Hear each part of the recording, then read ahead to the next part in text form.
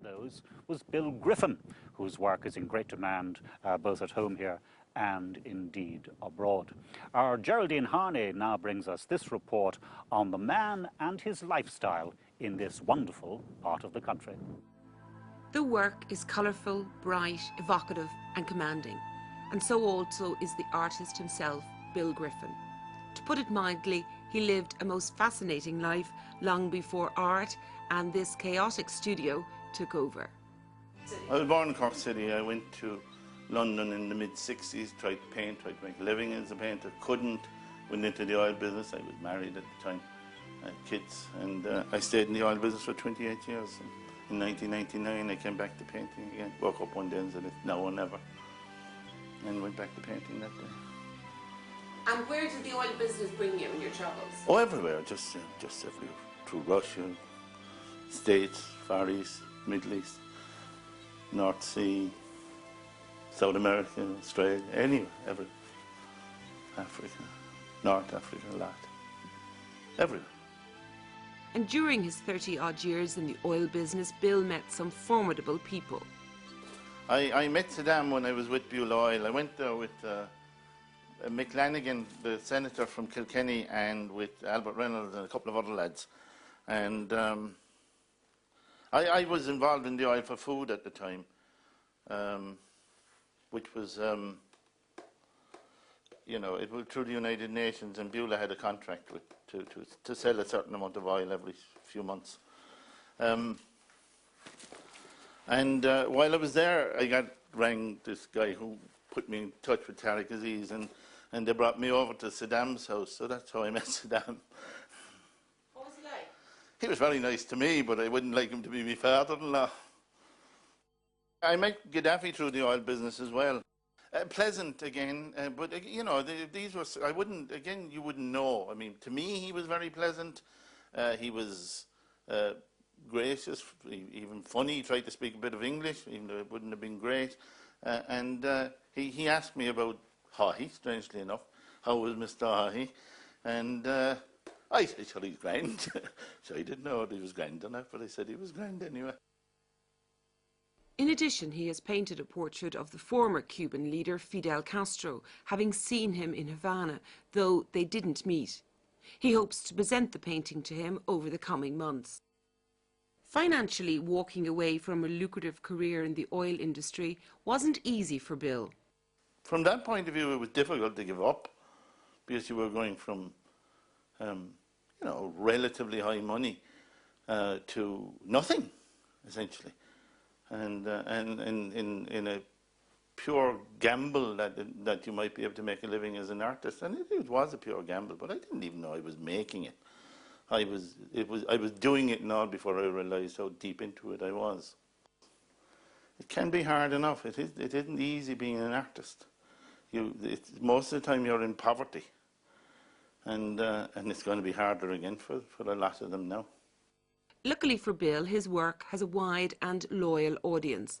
Maybe it's because each piece, crafted by his own fingers, are all unique. Take just one of those he is working on today. Something to do with a racehorse. A friend of mine had a horse go in the Derby recently. Not in the Derby, in Ascot. And I was quite impressed that he was able to get a horse over there.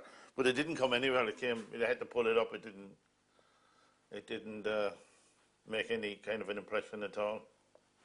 So sometimes I know totally where at least I think I know where I'm going with it. But most of the time I let the painting dictate to me. I try to paint from the inside out. I try to get into a sort of a subconscious level and find images that are suggested from the accidents that occur by using tools that are not the normal tools. I don't use brushes. I just use my fingers, and I use edges of tubes and bits of cardboard and bits of anything. The first thing that comes to my head, if I run into an area that I'm having a sort of I have to think about, is I'll use the first thing that comes to create, and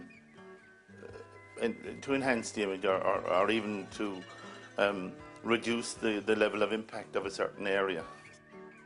The fingers, I mean, Jesus, when you think about it, It's why would you put something between you and what you're trying to create when you've been given something by God or nature that is far more effective? It's, the hand took millions of years to evolve, and sticking a piece of timber on the end of it it never made sense to me. Yeah, this painting represents a pub scene. It's a fairly hectic one at that, and it's obviously prior to or after a fancy dress party of sorts, and there are plenty of people in it and plenty drink, or paint that represents drink. And I can see some characters in it that I actually recognize as sort of representing real people. Yeah, it's balanced well. I like it as a painting, actually. Well, this one again is inspired by this area. It's called On the Road to Beira, and it's an artist painting an artist who is in fact painting another artist, Velasquez. It's supposed to be. I'm not really sure what Velasquez looked like, but there is a hint in one of his paintings where there's a reflection in a mirror, and I tried to make it the guy with the red cross on his chest be Velasquez. So yeah, it's again, it was a slight variation on what I was doing at the time, and I was trying to get into a different direction. And naturally, living on the Beira Peninsula has been a source of huge inspiration. I mean, it's hard not to be. It's a